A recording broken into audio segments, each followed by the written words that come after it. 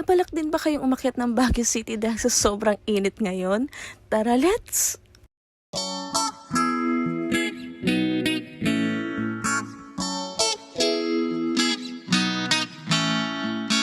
Hi guys! So for today's video, ay isi-share ko sa inyo yung naging experience namin nung umakyat kami ng Baguio City last March 2 and 3. Kasama namin yung family ng sister ko and umalis kami dito sa San Mateo Rizal ng mga around 2 a.m.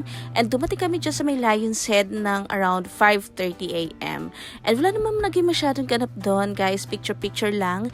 And eto papunta na nga kami dito sa may Camp John Hay. Dito naman guys sa may Camp John Hay is free naman dyan, walang bayad. Good morning, ma'am. Good morning. Kaya nga namin naisip na mag-almusal dahil wala pa pala kaming mga kinain simula nung bumiyahe kami. And may baon naman kaming pang breakfast kaya ayun. So, nakalimutan lang namin dalhin yung pansapin namin kasi merong area dyan guys na pwede kayong maglatag lang. Free lang yun. Pero kung wala, ay katulad namin nag-rent kami ng table.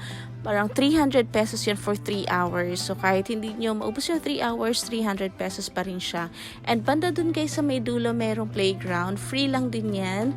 So, pwedeng maglaro yung kids dyan hanggat kailan nila gusto. So, ang dami nilang energy dahil natulog lang naman sila buong biyahe. So, inayaan na lang din namin silang maglaro-laro dyan. So, nakakatuwa. And after nga yan guys, may nakita kaming go-kart. Dyan lang din sa may gilid.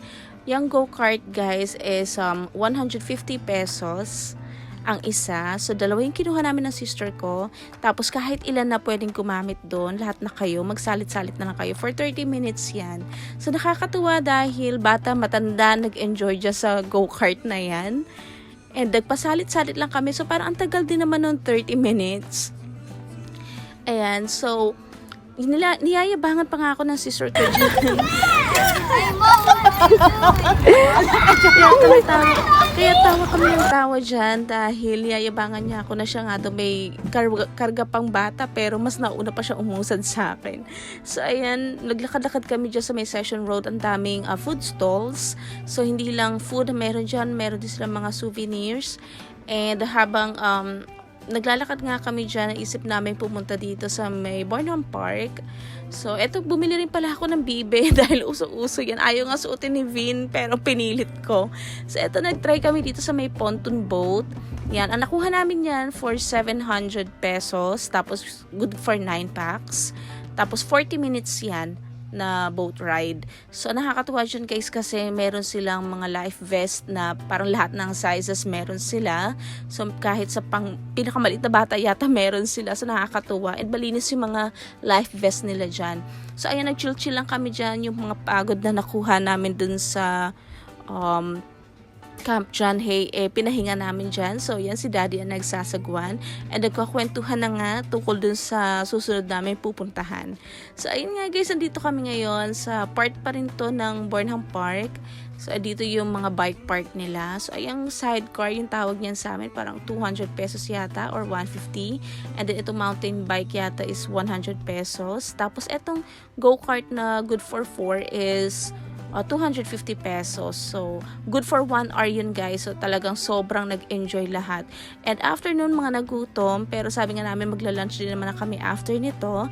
So, may nakita kaming shawarma. Sobrang hilig ni Daddy dyan sa shawarma. And 65 pesos lang yata yan. Sobrang sarap and juicy. And habang papunta na nga kami, tapos na kami mag-lunch niyan, papunta na kami sa transient house namin. And nadaanan pa nga namin to si paring Coco Martin and paring Ivana Alawi. Meron pala silang parade. And yan na nga guys, dyan na kami sa transient house namin na actually may kwento yan. Dahil hindi naman talaga yan yung nakuha ko. Meron na akong nabook na in. Kaya lang pagdating namin doon, wala nang parking space para sa amin. Sabi nila first come, first serve daw. Pero hindi naman nila yung sinabi sa akin nung nagbubook ako sa kanila. And guys, tip lang kapag aakyat kayo ng Baguio City, make sure nyo lang na yung nabook nyong hotel in or transient house, may sariling parking area and merong parking space na nakalaan para sa inyo kasi napakahirap and higpit. ng parking rules dito sa Baguio City. So talagang naninikit sila pag illegal parking ang ginawa ng guest. Talagang naninikit sila, and hassle kung ikaw pa mag-aasikaso ng lahat, ikaw magbabayad, ikaw limited lang yung araw nyo. So yun guys, yung 360-degree views namin sa araw, and ito naman sa gabi. Sobrang lamig nung time na yun guys. Nag-chill-chill lang kami dyan sa taas, and di rin kami nakatagal, pumasok din kami sa loob.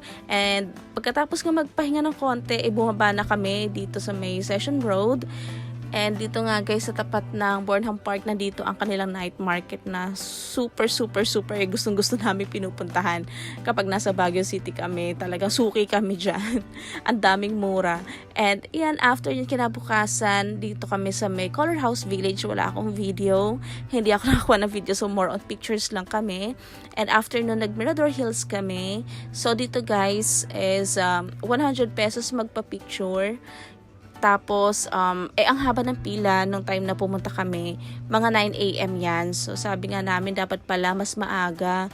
Kaya, hindi na kami nagpa-picture. Sabi namin, sa susunod na lang dahil may mga pupuntahan pa kami. So, baka maubos lang yung oras. Sayang.